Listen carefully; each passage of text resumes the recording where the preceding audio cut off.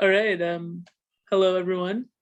Welcome to the first workshop in our collaborative series. I'm Sarah from La Vanya.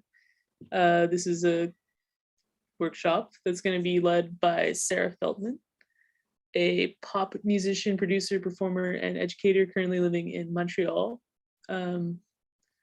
She runs an educational YouTube channel called Sounds Good and teaches private lessons in electronic music. And today we're going to experience a workshop which will explain producing a pop song from start to finish. It's going to be pretty sweet. We're live in a few different places online. Sarah, hello. Awesome. Hi, everyone. Can't see you, but I'm gonna pretend that I'm like doing a TED talk or something, so I feel like I'm not just speaking into the void. So basically, my deal is I work in like a sort of pop duo setting. So my role is to produce the tracks, and then I work with the singer who just writes all the vocals, and then we sort of bring those two things together and finalize that into a piece of music. And so what I'm going to be talking about is just my side of the process. So we're not going to talk about vocals at all today, but everything that I do is obviously made with keeping space for the vocals. Is a pretty high priority. I try to work in a way that, like, basically I just try to like imagine what the song is going to be and then put it into an arrangement, and then like we'll write the vocals, and then we'll reformulate the song and take stuff away usually, and to make it all work together. So I try to have a lot of flexibility in how I approach things, because I'll put in a ton of work into making a track, and then we'll kind of blow it up, and eventually something good comes out of it.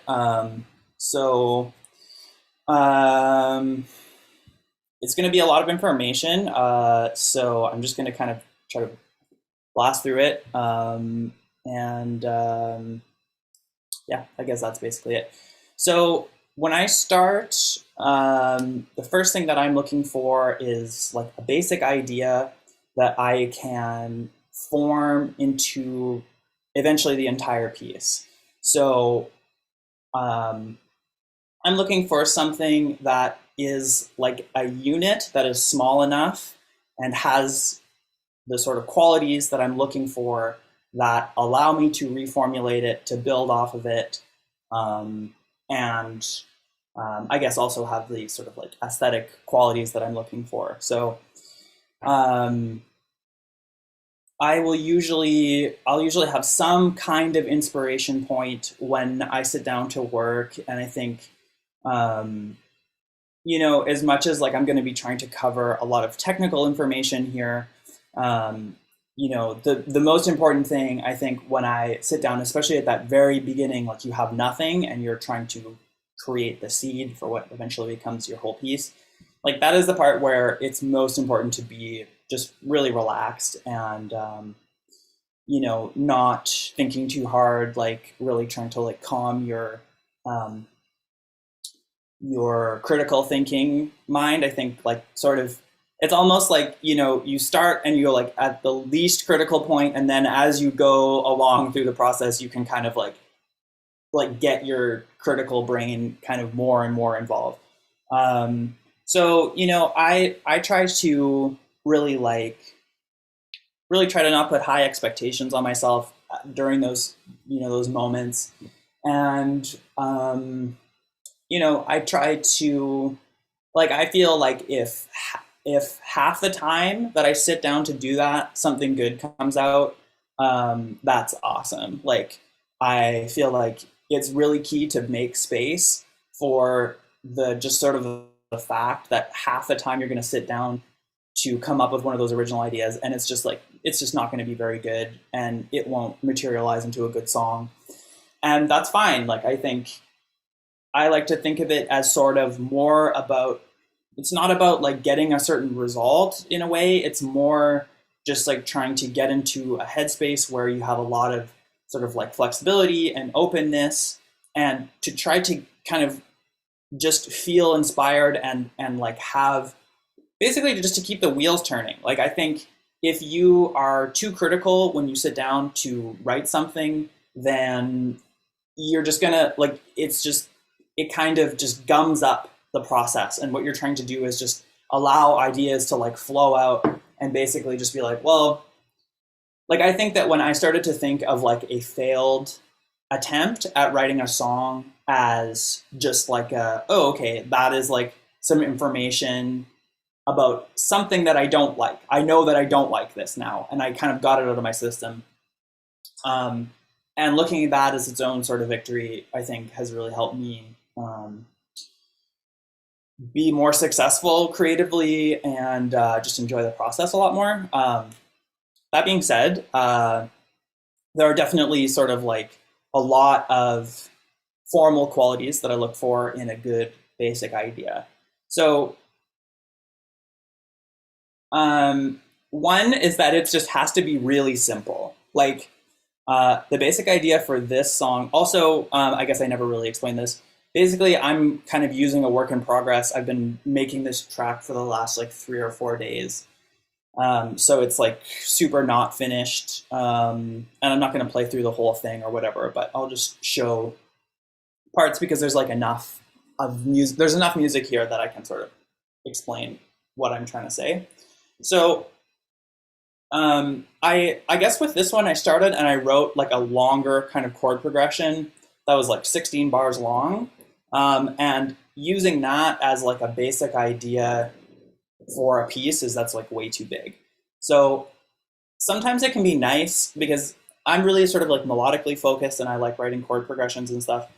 And so I'll let myself write a whole chord progression that's 16 bars long, but then the next step is not like, how do I turn that into a song? The step is like, how do I break that into chunks? How can I find a chunk out of this that works in a song? So for the last couple ones I've written, it's been like that, where I've written something that was longer, that was kind of more like a whole sentence, it sort of goes somewhere. And then I take a chunk out of that, and then I use that as the sort of building block for my piece.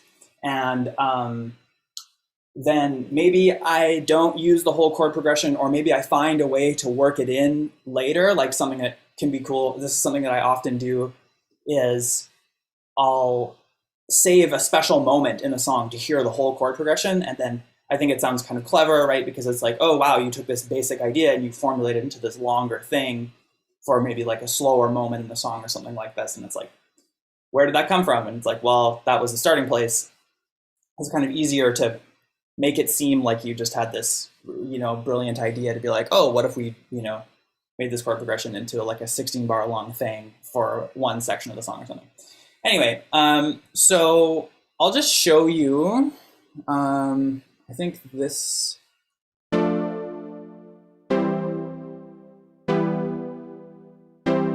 So that is basically the starting kernel of this piece. And so you can see it's like 2 bars long, there's 4 chords, but this is kind of like the right unit size to start building stuff off of.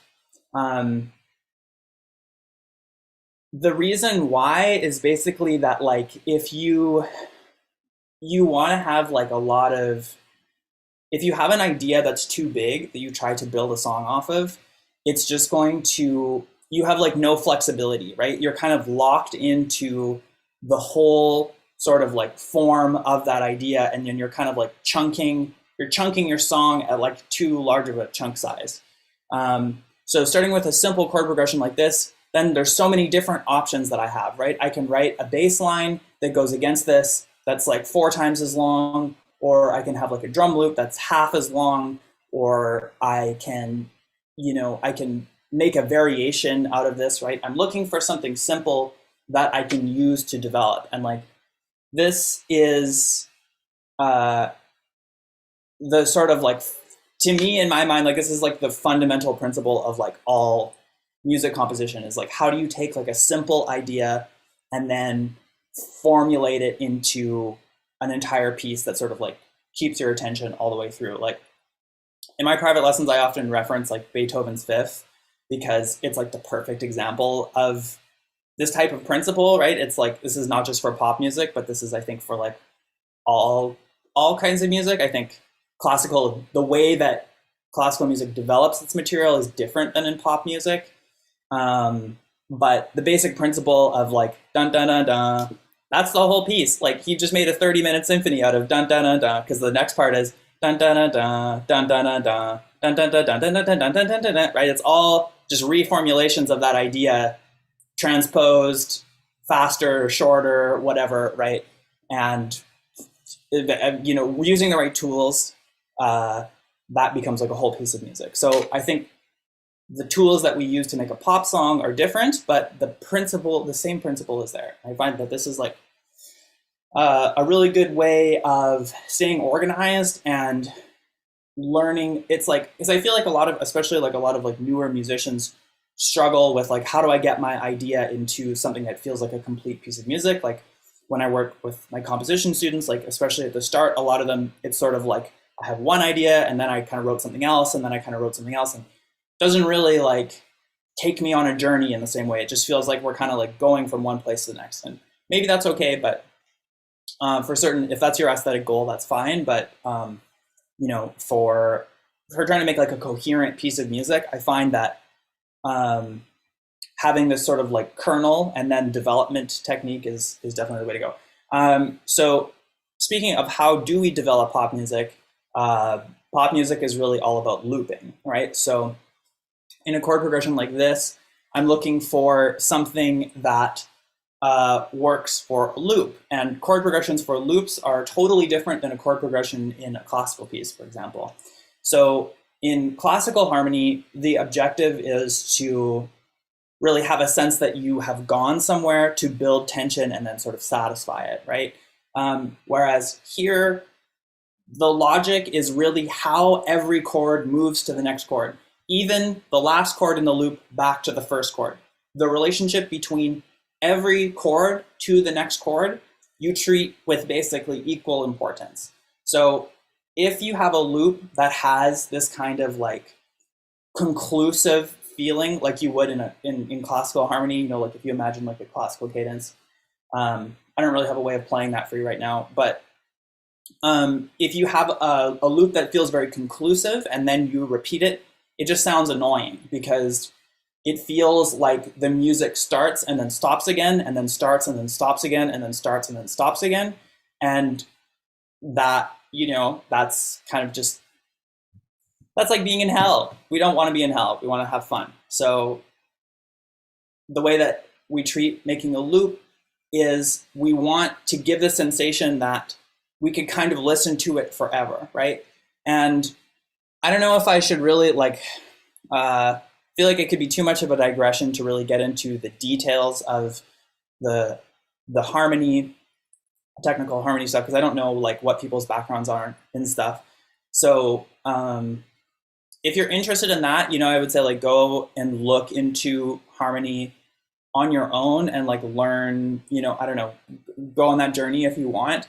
But I think even if you're just trying to go by your own ear, you don't have that kind of background, I would say just like really try to look for something where it's really all about how does it feel to go from one chord to the next chord and then to the next chord and then to the next chord. And does the last chord going to the first chord feel like a natural transition, right? We don't want it to feel like it ends and then starts again.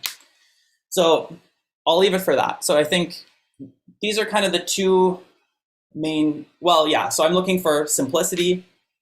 I'm looking for something that's small, and I'm looking for something that loops well. So this is kind of the perfect version of that. So I'll play it again. I'll play it through so you can hear it loop.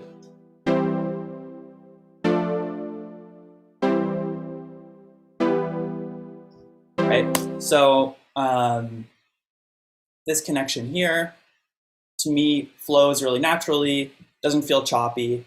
You could just kind of put this on forever and it'd probably just get stuck in your head, which is kind of the point. From here, now, the next thing is to start to build off of this basic idea to make some secondary material to start to develop the basic idea into what feels like a complete piece. So usually from here, I go to a bass line. Now, what I've decided to do with this chord progression is actually, so the whole chord progression is actually a bit longer.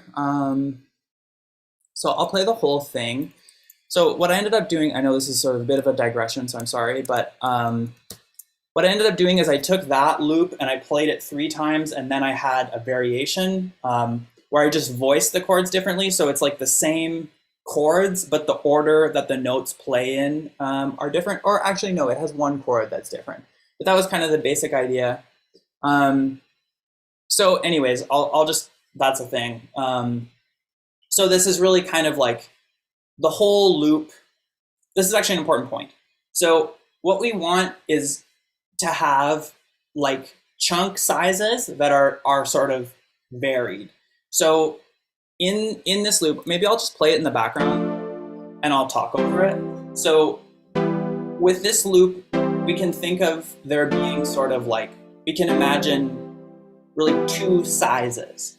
We have this 2-bar loop that we hear, right, that we've heard now 3 times, and I'll just stop here.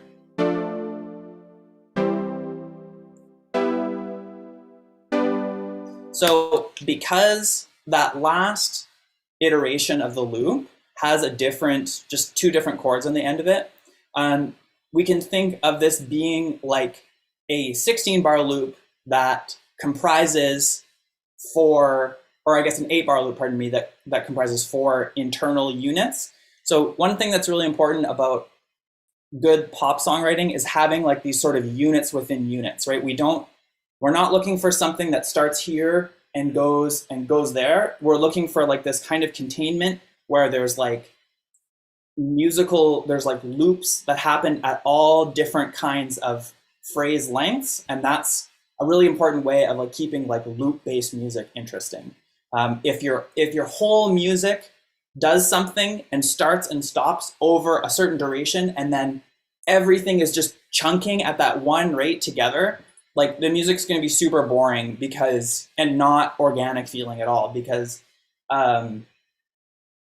there's just no variation within that, right? It's like we're really trying to fight this like one thing happened and then another thing happened and then another thing happened feeling.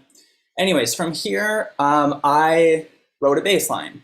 So now I guess there are 2 kinds of considerations. When I start to write a second part, there's kind of like, either you can go for similarity or for a kind of contrast. So certain types of rhythms and melodies work really well if they just totally stand on their own. So like one of my favorite tracks of all time is Immaterial by Sophie.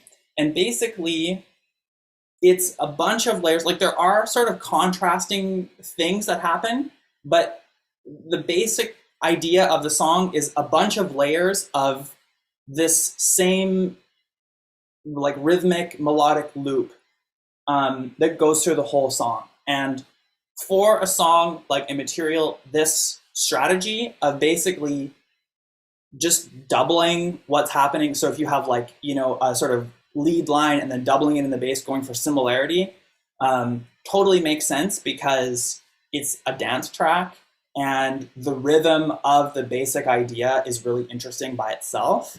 And so having something that's super, super simple, if you're going for like danceability, is super important. The more contrast you have, the more complexity you have, like the less danceable it will be usually, I think.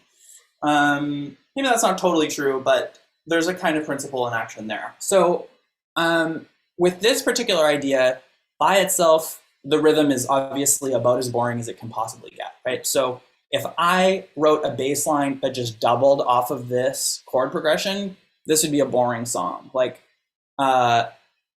there's this structure, well, this kind of structure where there's something happening on the half notes.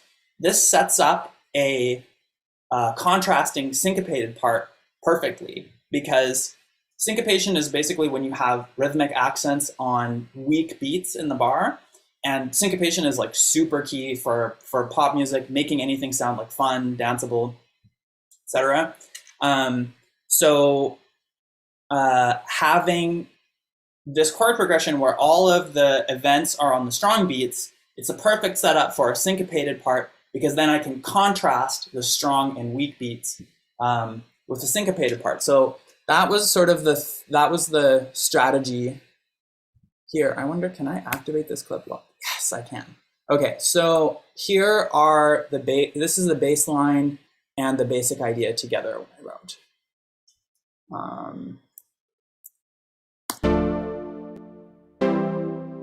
Oh, okay, maybe not.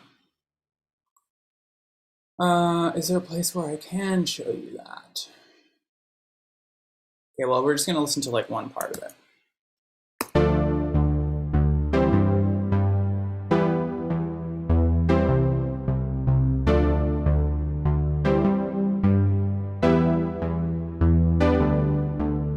So as you can hear, I intentionally went for a rhythm that sort of contrasted the bass, or sorry, the basic idea with some syncopation. So you can see here, like here's the strong beat here, and then I have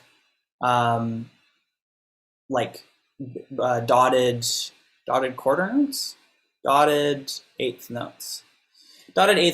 So I have my first bass hit is hitting with the strong beat, but then the next one is hitting a dotted eighth later, which is on a weak beat, and then a dotted eighth later, which is on a weak beat again, right? It's not here, it's here, and then weak beat again, strong beat. So sort of setting up this contrast between weak beats and strong beats. And so now we have something that's a little bit more groovy. Like this is already starting to feel kind of like a pop chorus, whereas if we just had, bass line that was sort of doubling the bass, there's not a lot of new music. It's just kind of like, it would sound pretty flat and boring. So from here, then I would usually probably write another melody to go along with it. So, maybe we should just kind of get into drums from now. So the way that this song is structured is I have kind of like this short idea and I have a kind of longer idea, and I'm kind of contrasting the two in the piece. And so I have a secondary melody that I wrote against the longer idea, but I kind of left this section pretty simple. So let's just move on to drums, because I feel like we just need to move on. So drums. The first place that I usually start, or like the first sort of logical place to start, I think is with the kick. And I try to think of the kick and the bass as basically parts of the same instrument. This is like generally like just how it's treated in electronic pop music. So not always, like in EDM, like the kick, obviously you have like a strong kick on the ones, and that's sort of like part of the aesthetic. But in a lot of the music that I like to listen to, you can have a kind of like a really percussive bass sound, and that can kind of work as a kick. So you can have different kick sounds that sometimes contrast or support that bass sound. And I try to sort of use the bass sound as one of the instruments and probably have 2 or 3 extra kick sounds, and try to tell a story and get like a nice amount of variation between all of those different textures. This is super key, right? Because like one of our sort of fundamental problems with writing pop music is having really simple ideas, but then trying to make them sound varied and interesting without making them too complex, right? So ultimately, like the rhythm that I have with the kick, it's not really changing the overall rhythmic feeling of the song too much, right? Because the rhythm of the bass is already interesting enough that it tells a story by itself, right? Like, if I slap like kicks on the one against this bass, like it's just gonna get like messy and muddy, and it's gonna be distracting, and like to me, I just don't think that would really work, right? So I'm trying to think of the kick as basically like a support to the bass, and I will say that I am a very melodic focused writer. And so for me, the drums really have more of a supporting role in my work. And this is kind of abnormal for most, I would say, like electronic pop music. Like, I think a lot of my favorite stuff really like a lot of the story is being told with the snares and hi-hats and stuff. But this is just how I approach it. So anyways, let's take a listen to what I've got going on in the kick here. So I have 2 layers. So I basically have a top kick and a bottom kick. So what this means is that I have one sound that is filtered. Can I solo? So, okay, maybe I'll just unfreeze this really quick here. So, so I have this top kick. So basically I have a kick sound where I like the beginning and high end part of the kick sound. It's important to realize that the bass part of a track is not just about the bass frequencies. Really, a lot of the story is being told in the upper frequencies. That's what makes, like, you can't have a big sounding bass or big bass or good bass at all without high frequencies. So I kind of picked out this kick sound, and I just like the texture of it as a sort of like high end part. And again, because the bass is already telling a lot of the story, I'm not looking for like a big sound here with the kick. It's because it's in a supporting role. So I think this is even, is it? Let me see here. So I guess we're hearing all of the high end of this kick, but it's not a super bright top kick, right? It's like pretty, like if we see here, like we're really only getting frequency information in that sort of like 200, 300 to 1K range. So a lot of top kicks will be like, and that's good for a certain sound, but because this kick is meant to be in a supporting role, I definitely wouldn't want to have a really distracting, like super snappy, transient top kick. And then I have my bass, my low kick, which is here. So this one you can see here, I don't even have any EQing on it. I think it's pitched down. So this is how it normally sounds. Probably can't tell over the internet. But anyways, I have it pitched down because I want the fundamental frequency of that kick to go below my bass, right? Because it's meant to just support the bass sound and make it emphasize certain bass notes, right? So then basically what I do is I'll solo off the bass and the kick, and I'm just trying to tell a story and have some varied textures using combinations of the top and bottom and bass hitting at the same time, maybe the bottom and bass, the bottom kick and the bass synth hitting at the same time, maybe the top kick hitting by itself, like trying to use, this is like my palette, and I'm trying to just strengthen the bass sound with these different elements and trying to get it to sort of sound not monotonous. So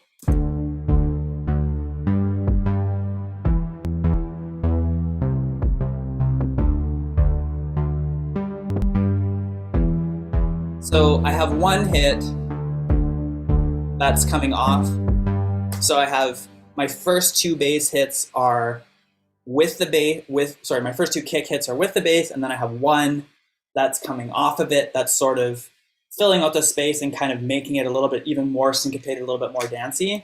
But you can hear how, so this first hit, we have all three happening at the same time, and that's kind of like an obvious choice, right? Like you want your ones to hit harder. That's the strongest beat, right? So you want the ones to hit the hardest.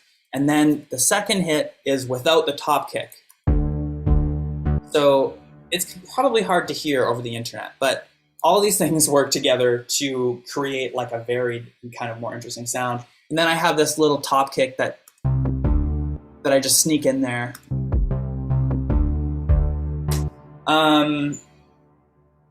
Just to kind of, again, have some variation. Let's go on to the snares. So again, this is kind of all work in progress, but you can kind of get the basic idea. So with the snares, I have something kind of more like this.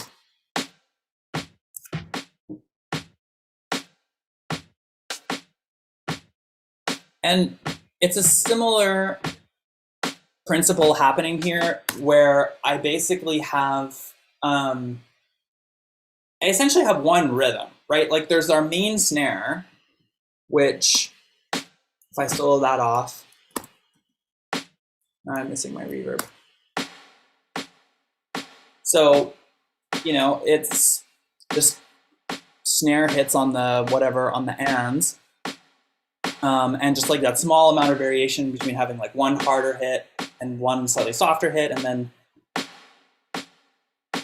I've automated the reverb so it hits a little bit harder on the stronger hits. And then, so then that's kind of like that's like my foundation. And then I have these other snares that I'm using to sort of give variation to the texture and try to just tell the story a little bit more interesting and kind of nuanced way. But ultimately, like these other snares are totally in service of just supporting this main snare. So I have this lower one here.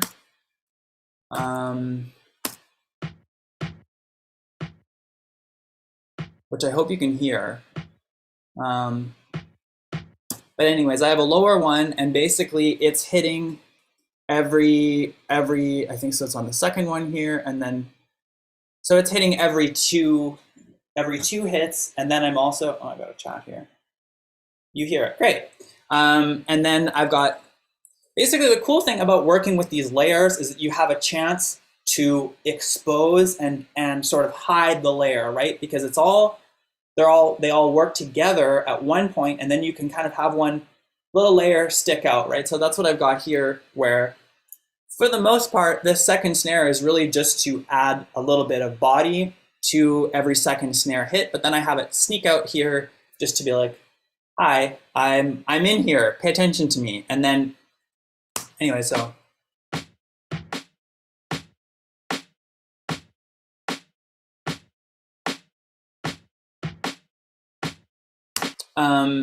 So it's really just like in a supporting role, and then I have a higher snare here that's doing the same thing.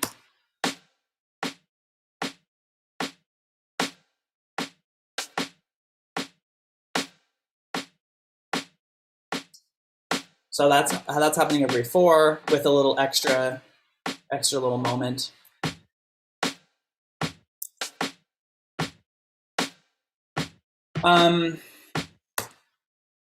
I'll say a little thing on compression. So I really try to spread. This is true of all effects, like, and a lot of like good production is really about how you use effects, because we're using really simple sounds to begin with. Like even if you have, it's like layering and effects are really important, right? Because we're not trying to create like a complex, super interesting sound. We're trying to create something that's simple and catchy and that's digestible, right? So, but if it's too simple, then it's boring. So we have to sort of find ways to build nuance out of the simplicity. And a lot of the ways that we do that are, by layering things. I mean, this is a good example. But in terms of effects, what I like to do is I will have small amount of compression. I'll often have like 3 or 4 compressors working on a single sound. So let's see what we got here. So in this snare, I'll just unfreeze this here. Or is that the actual snare that's being used? Yeah.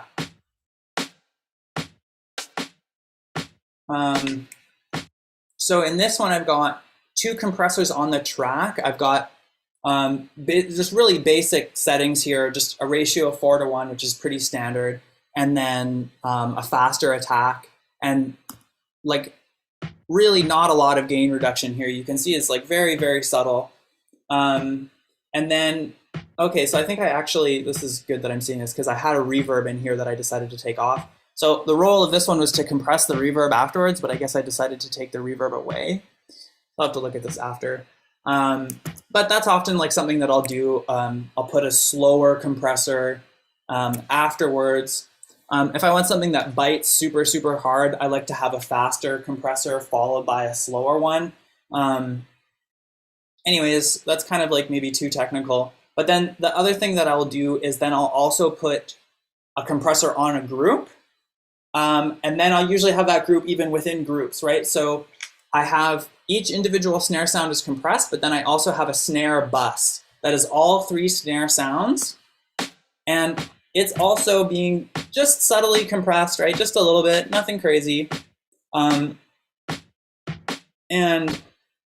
that really helps to kind of glue everything together, right? Because we're kind of like with the bass and the kick or like the snare group, we're treating everything like kind of like a single unit, and we're thinking of the snares as just like different parts of the single unit, and we want that to come across sonically as well. So by having buses and having a single effect that affects all of the sounds in the bus the exact same, that's super, super useful for sort of getting everything to kind of gel together. So, and often I'll also, so I have a reverb send. So this is the other thing, by grouping things now, I also have this reverb send here. So I guess we were hearing it without the reverb send on. So I'll play it with the reverb send.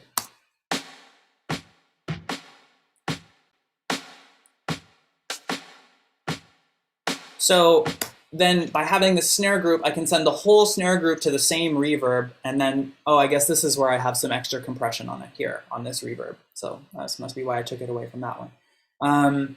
So then again, it's sort of like the reverb is sort of simulating a room, essentially, right? It's sort of giving the effect that there's a sound like reflecting in a space.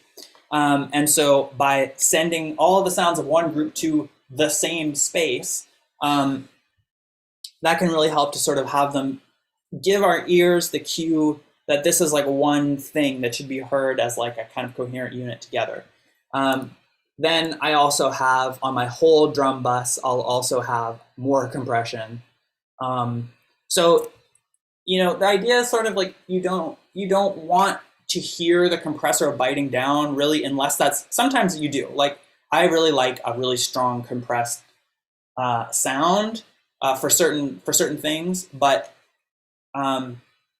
even for stuff that's like, so like Daft Punk, for example, like Daft Punk's Homework is like a masterclass in compression. It's incredible.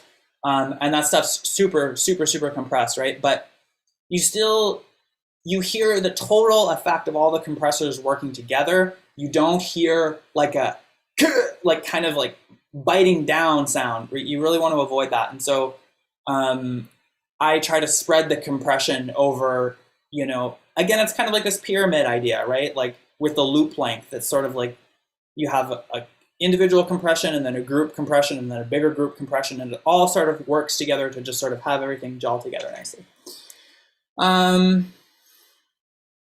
So at this point, I would try to write a drum loop, which basically I have here. And then I would start to look at building it out into an arrangement that kind of works to establish expectations and kind of play with them. So in this piece, I have 3 kind of different ideas. I'll just play little bits of them. So I have this kind of whole other vibe here.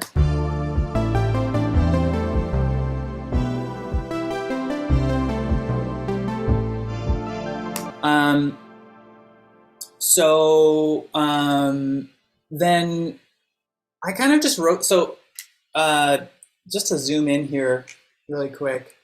So this chord progression that I'm using in this is the same chord progression.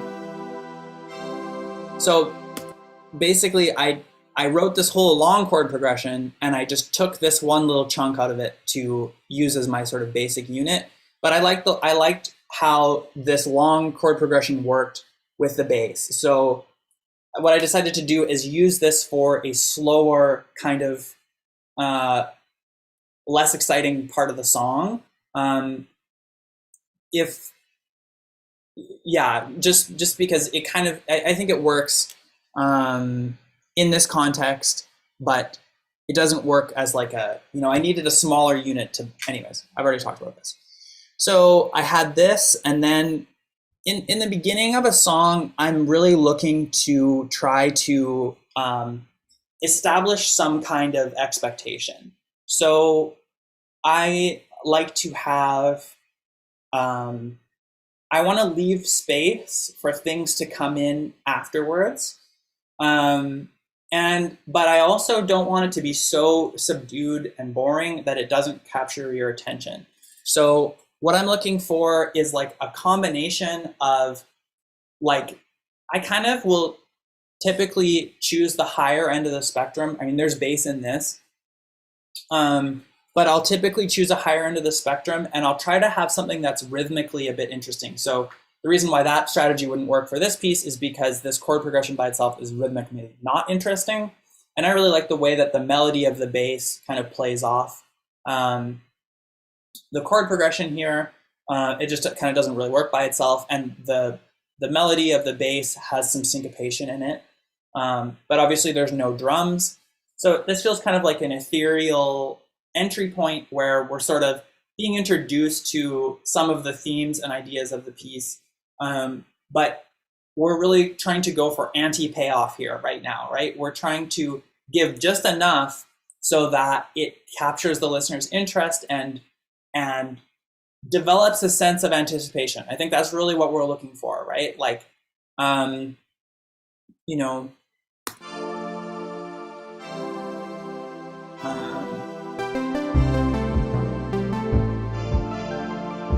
like, there's a lot of story being told here already.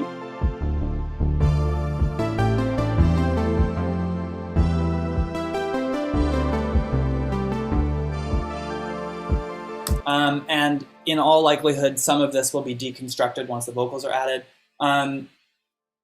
But it's kind of got this, driving rhythm without really having like a real payoff. And then that sets up this kind of, I get to introduce some new ideas here in this next section.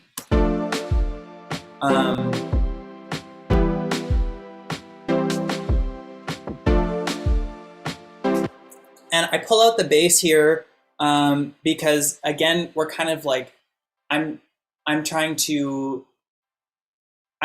still primarily trying to like gauge interest build interest, right? Like, if you have your biggest payoff moment like a minute into the song, then you have to, basically what I'm trying to do here is introduce another thing that can eventually be a payoff, and trying to, so at this point, a minute into the song, right, we've heard two different ideas, and now essentially what we've communicated to the listener is that this is sort of the basic vibe, and a bigger version of this is what you can expect to hear later in the piece.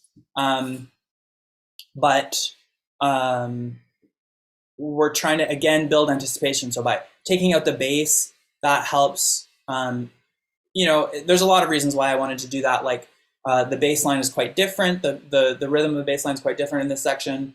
And also, just by removing things, you can help to build expectations, right? So we heard a bass line in the beginning of the song. We're like, okay, that's a cool bass line. And then by taking the bass line away, but introducing drums, now the listener's asking like, okay, well, what is that going to be replaced with, right? There's sort of, again, really trying to build anticipation, but sort of introduce a new idea. And then basically in this whole section here, this is kind of an unconventional arrangement, what I have here so far, but just kind of ended up being what I, it's just kind of followed my intuition with it. So over the course of this section, I really just kind of build up. And I, there's like a pretty big payoff here at 1:45, where I combine the melody from the original, from the intro part with the kind of chorus, and I'm going to add some more drums here. And I sort of built this little bridge section here to set up that kind of bigger payoff. So maybe I'll just play that, a bit of it. This is, again, incomplete, but you just get the idea.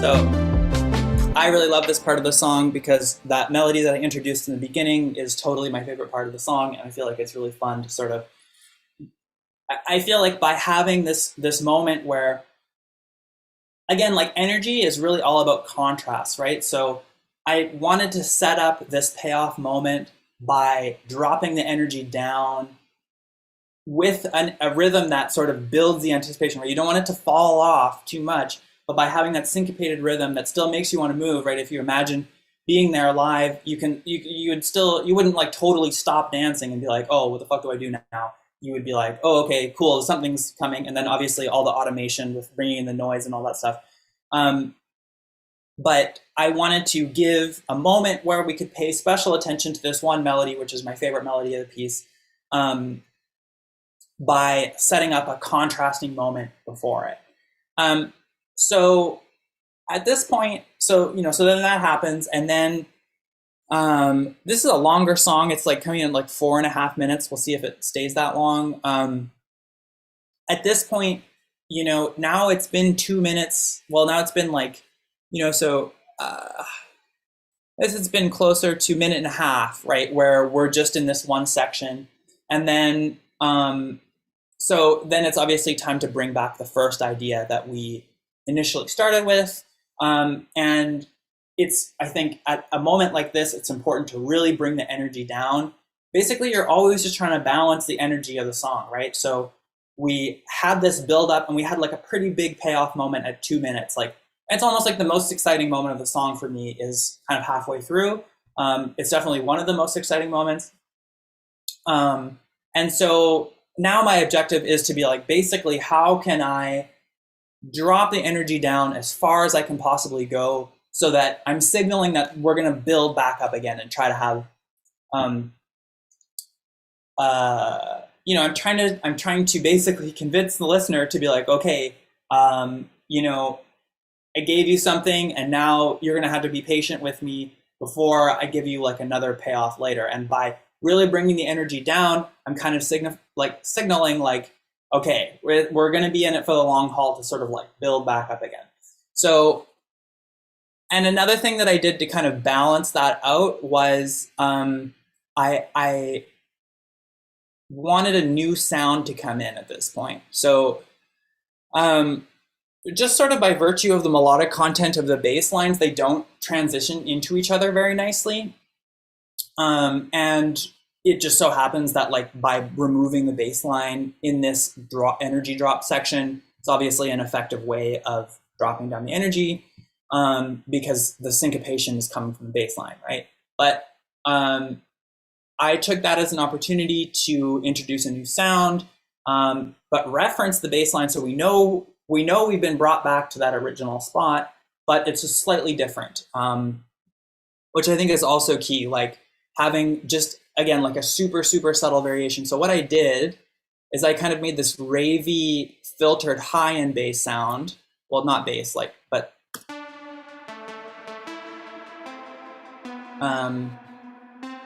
so it's the same melody as the bass. And I love this kind of like super saw chorus, like super modulated rave sound. I think it's like super fun. And I think also I really love this as like an aesthetic choice because I feel like the vibe of this track in general is like a little bit on the serious side for my preferences. So by having something that has like a slightly lighter hearted feeling to it, I feel like it kind of balances out the like I feel like I try to not be too dramatic with my music, you know, so a little bit of drama is awesome, you know, but I don't want it to be like melodrama. I want it to be just like drama, you know. So the whole section sounds like this. Maybe we can hear a little bit of the where'd my so let's hear just like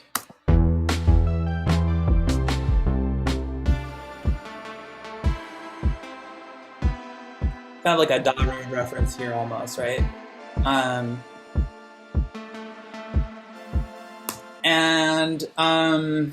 This is actually a good lead into sort of thinking about finishing the song. So anyways, basically what happens in an arrangement is I have this, and then I have this whole other bridge section that has this kind of like, it's obviously like a build-up feeling. And then basically I set up a shorter version of this initial chorus section with basically the same thing as this like main payoff moment that we had here at around 2 minutes at the very end. And then that's the arrangement of the piece that I have so far. So, you know, there's basically like, again, to just sort of recap, there's kind of like 2 main payoff moments here. One is at this, it's really more like 1:45, and then the other one is at the very end of the song. So, and by having a big payoff moment earlier on in the piece, I've intentionally sort of really dropped down the energy and had a slower, gradual build to that payoff moment at the end. So that's kind of how I think about it. Like, this sort of process takes a lot of practice, and you know, something that I'm like, you know, always working to get better at. But I think, you know, really trying to focus on having, you know, similarity, coherence, and also like the 2 main things that you should try to do are have this kind of similarity and coherence, right? So a lot of the choices that I make, like for example, adding that like rave pitched, like, you know, transposed up bass line, it's a reference to the original thing, but it's different, right? So it's sort of like trying to give that sense of coherence. Really, when we think about it, it's like what, you know, there's a lot of different elements in this song. For a pop song, really, it's pretty varied, I would say. Like, we have this bass line, we have this long chord progression, then we have a new bass line and a short version of the chord progression. We have this secondary melody, and then we have like a whole other thing happening in the bridge. So there's really like 5 or 6 ideas, which is really a lot for a pop song. This is way more than I normally have, but I guess it's also like 4.5 minutes long. So in a longer song, it makes sense to have more ideas. But anyways, you know, it's trying to have a few elements and have them be able to sort of stretch them out to tell a story. And then it's really about setting up and just playing with expectations is really kind of like the name of the game. I'll just quickly touch, I know we're basically out of time probably, but I'll just quickly touch on the sort of finishing elements. So, you know, with electronic music, it's really hard to, we're always sort of like fighting against the digital, or I mean, not even digital, but just sort of like the fact that like the sounds that we generate using electronic instruments are mathematically consistent, right? Like the, you know, like all these sounds are slightly different, right? But when I have a, you know, a synthesizer that's going bump, bump, bump, bump, bump, bump, it's mathematically the same, right? So we have to do a lot of stuff to try to reintroduce that sort of like organic feeling. And I mean, it's such a huge topic of conversation, really, but I can just show a few examples. So one thing that I did for this, so there's this chord progression here.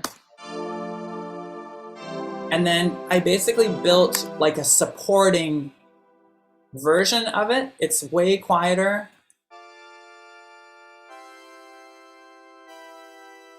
It's not really meant to be heard. And it's super filtered, and it's obviously not meant to sound good by itself because it sounds pretty bad by itself. But the 2 together, it creates like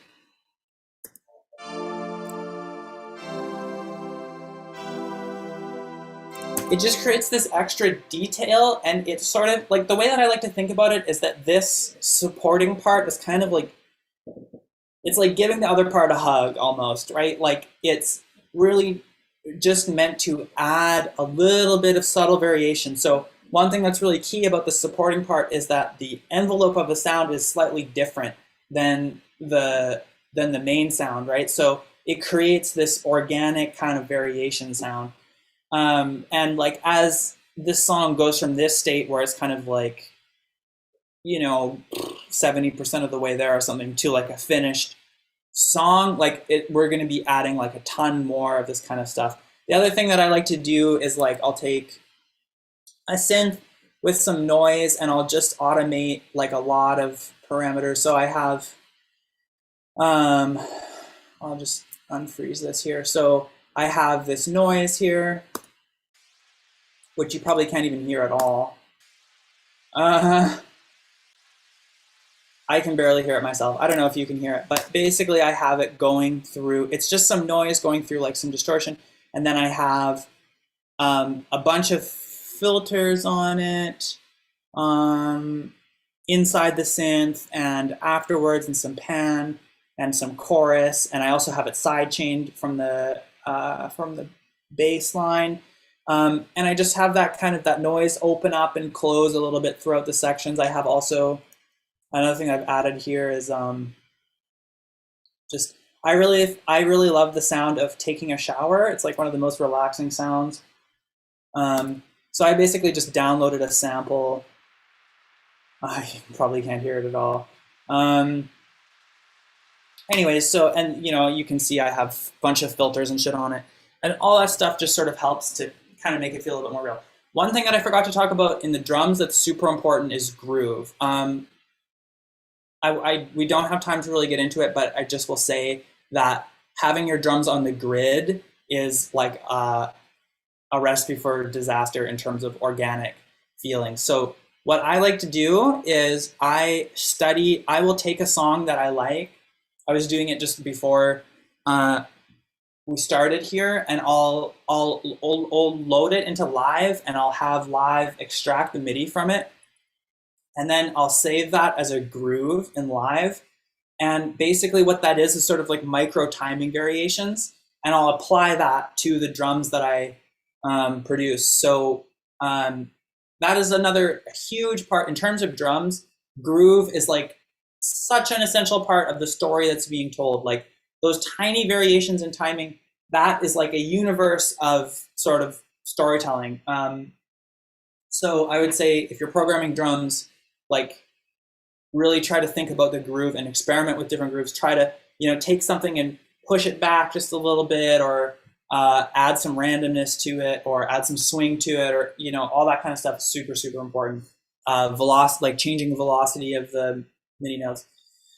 So that's another pretty key point. I feel like we're probably over time at this point, so maybe I'll, if there's some questions, or again, I can't see the chat. I really have no idea what's going on. So I just, are you there, Sarah? Yeah. What's up? No questions. No so questions. Far. Okay. This is pretty interesting though. Like, cool. It'd be cool maybe to hear a bit of just like the track for a bit. Yeah. So that folks can put everything together, kind of. I don't know if I want to do that. Okay, that's no worries. I think that, like, on an educational level, I think that would be great, but I feel like I don't want to have it's incomplete, and it will be released as a song at some point, so I feel like I don't. Okay, cool. Yeah, that's all good. Well, people can check out your current music that's released. Yeah, well, I'm actually, so my project will be launched in like probably 2 months, I think. We're looking to have a single out sometime in the spring. So yeah, unfortunately, I don't really have anywhere. Like, you can just go to my website, or like follow me on Instagram if you want to keep track of what I'm up to. My Instagram right now is Sounds Good Channel. And I'll be posting, if you want to know, like, if you want to keep track of what I'm doing, that's probably the place to follow me. I see this question here. When you say 3 or 4 ideas, how do you decide what is an idea? Well, okay, so I mean, that's a good question because you could kind of think it's a bit subjective. So, like, I mean, I think of like, you know, so for example, like if we're looking at this chord progression, we're looking at the layers here, right? Like that I was showing you with that supporting hug part. I think of this as one idea. It's like one piece of music, right? Like, if I want to like hum it back to myself, I can kind of hum this, the top melody line of the chord progression to myself, and I'm like, okay, that feels like one idea. So to me, like this is an idea. This bass line here, da da da da da da da da da. That's an idea. This other bass line is like an idea. I would say like the secondary melody I kind of think of as an idea. Um, it's sort of like units of music. You could think of like the bass and the kick together as being like one idea. The snare is maybe kind of like another sort of musical unit. Like it's kind of abstract. I don't think it's like one of these things. It's like a chorus, right? It's kind of like we all kind of know what a chorus is, but when you get down to like try to strictly define what a chorus is, it's kind of impossible. We can probably know when something isn't a chorus, but to try to give it a strict definition is kind of, it evades the strict definition. And I'd say that this is kind of similar idea. So just kind of go off vibe, but I think like there's in all likelihood like one of the ideas of this song will get removed to make space for the vocals. And other stuff that I write is a little bit simpler in terms of just like the variations of like melodies that you could hum or sort of clap along to or something like that, I would say. Cool. We have another question. Well, it's from me, actually. Okay. Sick. Is the song always composed linearly? Like, do you always Oh. start with the first idea is the first bar of the song, or sometimes it's the chorus Mm-mm. first? No, I mean, so I guess that's kind of like what I was thinking about when I was trying to, I could explain this a little bit further. When I sort of think about that pyramid idea of writing, where it's kind of like there's a basic idea and then you build a bunch of ideas off of that, and then you basically take that and you have now like a palette almost, or like a library of different ideas, and then it makes sense to wait and build out those ideas, and then start to arrange them. Like, it doesn't have to be, I think, especially when you're learning, like, I think that once you develop an intuition for it, you don't need these guides quite as much, right? Because you write something and you're like, oh, that's for the intro, obviously. And you don't maybe necessarily need to go through this process quite as intentionally as you become more experienced.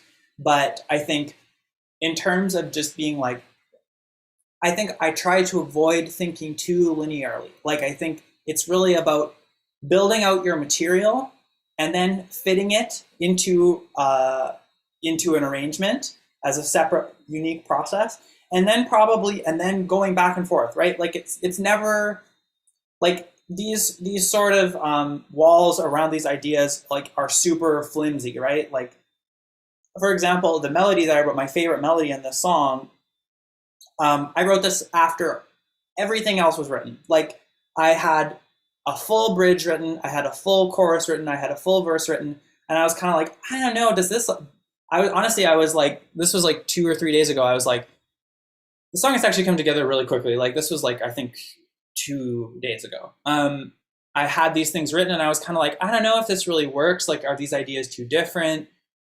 And then I was kind of like, no, I like this. I'm going to try and build it out into an arrangement. And then I was like, oh, this needs another melody. And I wrote that melody, and it felt like that melody was something that I could use to tie it all together. And that sort of came after this whole process, right? And to me, I feel like that melody kind of saved this song, right? Because I put it both in the sort of verse, longer kind of sentencey part at the beginning here, and then I also have it in the payoff moments in the chorus later on, right? So it was a way of sort of connecting two pretty different feeling and structured ideas, right? Like, the intro slash verse idea is quite long and melodic and kind of a bit sad and kind of intense, I feel. and then the chorus part with the syncopated, like super, basic pop chords bass is really like kind of upbeat. So I felt like that's just like how it went with this process. Sometimes is different, right? But I think the point is just that like having some flexibility between all of these different phases of working is super important. But that I think just conceptually thinking of it as like I'm building out the material for my piece, then I'm going to arrange it. I think that really helps, especially new composers, get over this struggle of being like, how do I make my music not sound like one idea and then another idea and then another idea? And it's like, well, where did this, this didn't keep, it doesn't, when you have music like that, I feel like it doesn't really keep the listener engaged, right? Like, because if you have one idea and another idea and another idea, there's no building of anticipation, right? You're just sort of like, oh, I heard one thing and now I'm hearing another thing and I don't know how they're connected, or I'm not being given cues what will come next. And I think that's a huge part of this arrangement, the goal in the arrangement, right? Is sort of giving people hints as to what they can expect. You're basically trying to pitch to them that they should keep listening to the song, right? And if you're just like, oh, here's another thing that I came up with, it's not a very convincing pitch, So that's what I would say on that. Cool. Yeah, that's a great answer. Thank you. It's not something I've really thought of with regard to like pop music, but it totally makes sense. I think it applies to basically everything. Like I said at the beginning, like Beethoven's Fifth is basically written the exact same way. It's like take a simple idea, build out a ton of material, transpose it, flip it upside down, make it fast, make it slow, and then how do you take all that stuff and you tell a story with it, right? Yep, absolutely. That's cool. That's a cool idea. So I agree. We don't have any other questions. Okay. So it seems like everyone understood what was going on, or maybe they'll go back and watch the video again and try and maybe work along with it or something. Yeah, totally. But yeah, no, that was super insightful and really awesome to have you present for us today. Thanks so much. I should say that if people, got something out of this and they really enjoyed it and they maybe want to, take this to another level, or they want to kind of involve, my ideas into their practice, I am taking new students. I have quite a few slots available. So if anyone's interested, you can just go to my website, which you can probably find somewhere, but it's sarah-feldman.com. And then you can get all the information, and if you want, you can be my music student. Awesome. And are you teaching remotely too? I am teaching remotely, yeah. For those not based in Montreal? Cool. Yeah, I have very few, I almost never have Montreal students. I have students from mostly the US, actually. Oh, that's awesome. Cool. Yeah. Well, yeah, we'll make sure that your links are all up. But other than that, this has been really great, and we appreciate you giving the workshop. My pleasure. Elling, thanks for having me. Do you have anything to add, or maybe he's not there anymore? Oh. I'm here. But no, this has been amazing. Thank you. This has been really great. I'm glad. I'm glad you feel that way. That's great. Just want to say one of the commenters said Dustin Carpenter is echoing my own feelings about this. So, like, thanks for putting this together. Great job. Solid info on both technical and emotional construction. Like awesome. that in particular was really amazing to hear you break that down. That was great. I'm super glad. I'm super glad. That's great to hear. Yeah. Thanks for coming, everyone. It's been fun, even though I can't see you or know anything about you. This is the 21st century. There could be like one person here. There could be 10,000 people here. I would not know that it Yeah, it's the blessing and the curse. Yeah, totally. Well, thank you. Sarah Feldman, sarah-feldman.com. And if you're interested in the RPM Challenge, rpmchallenge.com, and Lanya Vanya, lanyavanya.com. A lot of .coms. Yeah, .biz. I should get into .biz as well. I should get that too. Yeah, I feel like my website is pretty boring. Stuff is cool. Cool. Okay, thanks, guys. Thank you. Should we? Do you want to follow up real quick after the stream, or? Absolutely. Okay. But we'll say goodbye to all the people right now, and